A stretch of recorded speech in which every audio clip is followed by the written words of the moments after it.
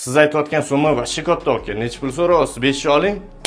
180 ming. Bizning obunachilar uchun 154.900 dollarga baraka qilaylik aka. Kanalingiz orqasidan keladigan bo'lsa, unda Bo'l. Mana o'zingizlar eshitdinglar. Bizning obunachilar uchun 154.900 dollarga shu uyimizni qo'yamiz.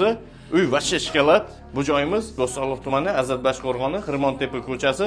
17-uyimiz sotilyapti. Men uy ichidan obzori boshladim. High-tech variantda vashshi shikolat qilingan ekan, vaydod boradigan joy ekan.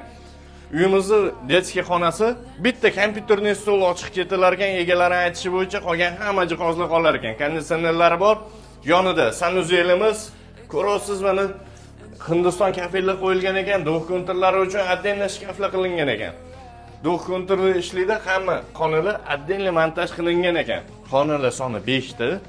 Uzun koridor, aytgancha, uzun koridorimiz, ikkita sanuzel, oshxona, mehmonxonamiz cho'pli pul qilingan. Egalarining aytishi bo'yicha 105 ming dollar sarmoya kirgizganiga bu xonamiz ham detskiy xonamiz. Bunda ham konditsioneri bor, xonalar baland, keng.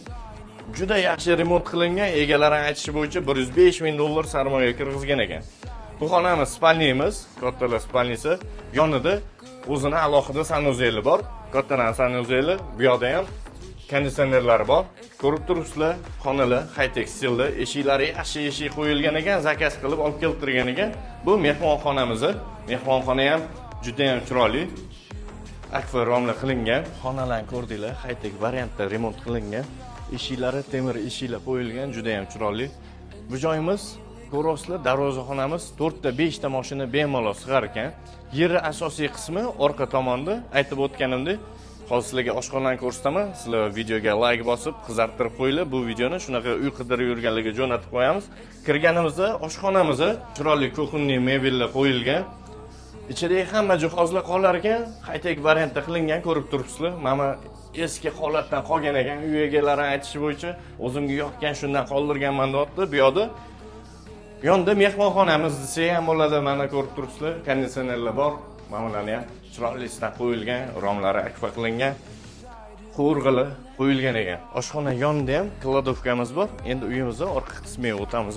Uyimizning orqa tarafida biz bu yerda tapchanamiz, naryoqda barbekyu zonamiz. Egalari o'zlari bog'dorchiligiga qiziqar ekan, chiroyli ko'chatlarni ekib, mevali daraxtlarni ekib tashabdi. Narxi arziydigan uy deb shu uyni aytsa bo'ladi. Nima desanglar, orqa tomonda yana yeri bor ekan, qo'yxonalarigacha qilib qo'ygan ekan. Bu tomonda mana mevali daraxtlarni ekib qo'yishgan. Nechta nevara, evarez bo'lsa ham yevrada mevalarni uzib, olma, shaftoli, olquri, hamma mevalardan gilos, olvalargacha ekib qo'ygan ekan. Bu uyimizda kommunikatsiyadan umuman muammo yo'q.